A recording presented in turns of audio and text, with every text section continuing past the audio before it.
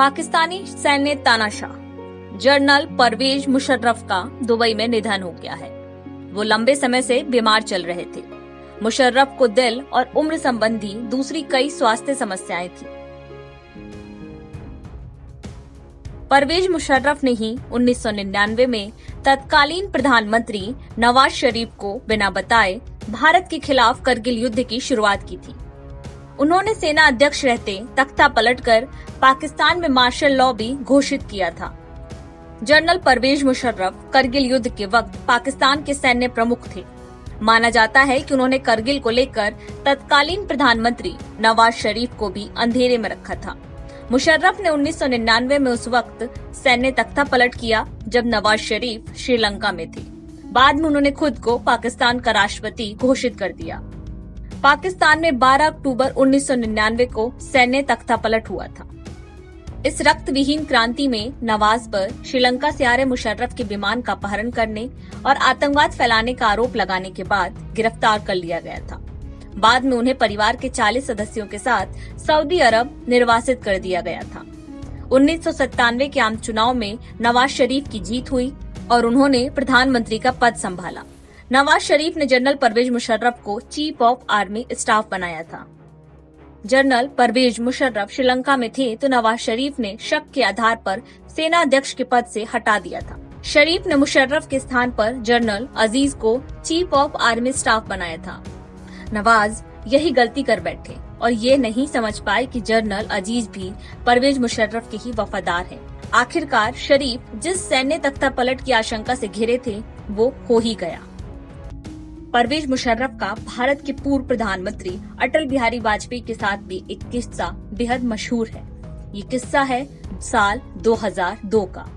1947 में हुए बंटवारे के बाद से ही भारत और पाकिस्तान के रिश्ते बेहद तनावपूर्ण रहे। 4 जनवरी से 6 जनवरी 2002 को नेपाल की राजधानी काठमांडू में 11वां शार्क सम्मेलन का आयोजन किया गया। इस सम्मेलन का आयोजन भारत की संसद पर हमले, करगिल की जंग और ऐतिहासिक आगरा सम्मेलन के बाद हो रहा था। मुशर्रफ इस सम्मेलन में हिस्सा लेने पहुंचे थे। मुशर्रफ ने अपने भाषण में कहा कि उनका देश भारत के साथ सभी मसलों को शांतिपूर्ण तरीके से हल करना चाहता है। वो भारत के साथ अच्छे संबंध चाहते हैं। इसके बाद उन्होंने ऐलान किया कि वो इस सम्मेलन के जरिए भारत के तत्कालीन प्रधानमंत्री अटल बिहारी वाजपेयी के सामने दोस्ती का हाथ बढ़ाते हैं। उस सार्क सम्मेलन में मुशर्रफ अपना भाषण देकर पोडियम से उतर रहे थे और उतरते ही उन्होंने वाजपेयी के साथ हाथ मिलाकर सबको चौंका दिया। लेकिन इसके बाद वाजपेयी ने भी जो किया उसकी उम्मीद खुद मुशर्रफ को नहीं थी। मुशर्रफ पाकिस्तान सेना के वही जनरल थे जिन्होंने करगिल की कहानी लिखी और फिर मुंह की खाई। भाषण देकर अपनी सीट पर जाने से पहले मुशर्रफ वाजपेयी के करीब आए और उन्होंने अपना हाथ आगे बढ़ा दिया। वाजपेयी से नजरअंदाज नहीं कर सके। उन्होंने भी सीट से उठकर गर्मजोशी के साथ मुशर्रफ को जवाब दिया। मुशर्रफ अपने इस हैंडशेक से पूरी दुनिया को बताना चाहते थे पाकिस्तान आज भी भारत के साथ दोस्ती और शांति चाहता है। हाथ मिलाकर मुशर्रफ जरूर अपनी एक अलग छवि पेश करना चाहते थे, लेकिन भारत के तत्कालीन प्रधानमंत्री अटल बिहारी वाजपेयी के भाषण ने उनके प्लान पर पानी फेर दिया। वाजपेयी ने अगर हैंडशेक किया तो कुछ ही सेकंड बाद मुशर्रफ को करारा जवाब भी दे दिया। वाजपेयी ने सम्मेलन में कहा था, मुझे खुशी है राष्ट्रपति मुशर्रफ ने मेरी तरफ दोस्ती का हाथ बढ़ाया है। मैं आप सभी की मौजूदगी में उनसे हाथ भी मिलाया हूँ।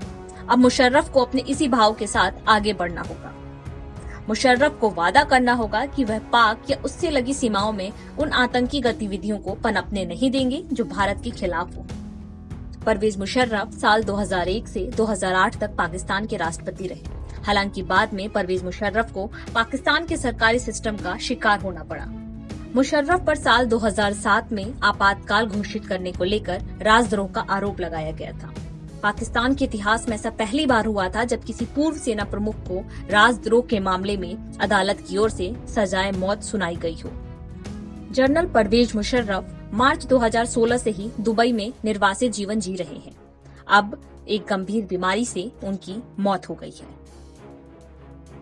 नवभारत टाइम्स ऑनलाइन की रिपोर्ट।